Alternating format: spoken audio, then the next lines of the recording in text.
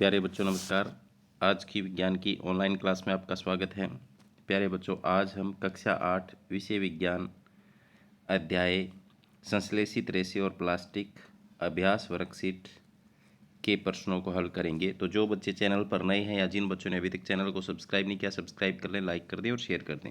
शुरू करते हैं आज की क्लास का पहला प्रश्न। तो आप स्क्रीन पर देख सकते हैं। पहले में पूछा है पीवीसी का पूरा नाम क्या है। चित्र में दिखाई गई हुई पीवीसी पाइप में पी से पॉली, वी से विनाइल और सी से क्लोराइड। तो पॉली विनाइल क्लोराइड पीवीसी का पूरा नाम होता है। आगे है आग के पास काम करते समय। जैसे आप चित्र में देख सकते हैं, एक महिला जो है वो रसोई घर में आग के पास काम कर रही है, तो उसको सिंथेटिक वस्त्र न पहनने की सलाह दी जाती है। क्योंकि ये आग की उष्मा पाकर पिघल सकते हैं, हमारे शरीर से चिपक सकते हैं और हमें नुकसान पहुंचा सकते हैं। तो इसलिए आग के पास सिंथेटिक फाइबर या रेशे से बने कपड़े न पहनने की सलाह दी जाती है। आगे है गर्मियों में हमें किस प्रकार की शर्ट खरीदनी चाहिए, सूती शर्ट या सिंथेटिक फाइबर जैसे पॉलिस्टर से बनी। तो कैसी खरीदनी चाहिए, सूती, क्योंकि ये पसीना ज़्यादा सोखती हैं और हमें ठंडा रखती है, यानी हमारे शरीर को ठंडक महसूस होती है। ठीक है, तो हमें कौन सी खरीदनी चाहिए, सूती। आगे है मैच द फॉलोइंग। कपास क्या है। कपास एक प्राकृतिक रेशा है।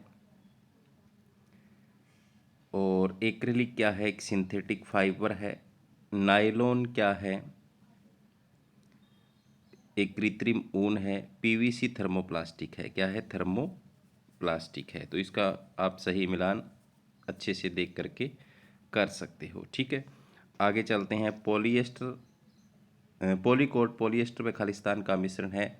तो कोट, पोली में पोली आ रहा है और कोट आ रहा है। पोली का मतलब पॉलिएस्टर, कोट का मतलब कॉटन यानी कपास। तो किस किस का मिश्रण है, पॉलिएस्टर व कपास का। तो यहाँ खालिस्तान में क्या आएगा, कपास। ठीक है, आगे है निम्नलिखित में से कौन से सिंथेटिक फाइबर के गुण हैं।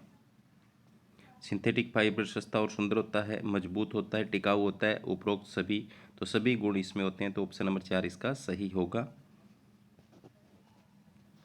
आगे कुकर के हैंडल पर कौन सा प्लास्टिक लगा होता है। तो प्यारे बच्चों, कुकर के हैंडल पर melamine, polyethylene, ethylene, bakelite, polystyrene. तो बेकेलाइट लगा होता है। कौन सा लगा होता है, बेकेलाइट। ऑप्शन नंबर 3 इसका सही हो जाएगा। आगे निम्नलिखित में किसको कृत्रिम रेशम कहते हैं। तो आपने पाठ में पढ़ा होगा, रेयन को कृत्रिम रेशम कहा जाता है। तो काष्ठ लुगदी के रासायनिक उपचार से प्राप्त किया जाता है। तो ऑप्शन नंबर 2 इसका सही होगा। आगे रेशम कीट पालन को क्या कहते हैं। तो प्यारे बच्चों से सेरीकल्चर कहा जाता है। तो ऑप्शन नंबर 1 इसका सही हो जाएगा। काष्ठ लुगदी से कौन सा रेशा बनाया जाता है। तो अभी मैंने आपको बताया था कौन सा रेशा बनाया जाएगा, ऑप्शन नंबर 3 यानी रेयन बनाया जाता है। रसोई में इस्तेमाल होने वाली बिना टूटने वाली क्रॉकरी किस पदार्थ से बनी होती है। तो प्यारे बच्चों, वो बनी होती है मेलामाइन की। किसकी बनी होती है, मेलामाइन की, क्योंकि ये अग्निशय प्लास्टिक है। तो रसोई घर में जो बर्तन हैं वो अग्निशय प्लास्टिक के बने होते हैं। तो मेलामाइन। आगे है कौन से प्लास्टिक का प्रयोग अग्नि रोधक वस्त्र बनाने में किया जाता है। तो अभी मैंने आपको बताया है। तो कौन सा आएगा इसमें भी, चौथा ऑप्शन यानी मेलामाइन आएगा। तो यहाँ पर निम्नलिखित से कौन सा प्लास्टिक प्रयोग से संबंधित 3R सिद्धांत के बारे में सही नहीं है।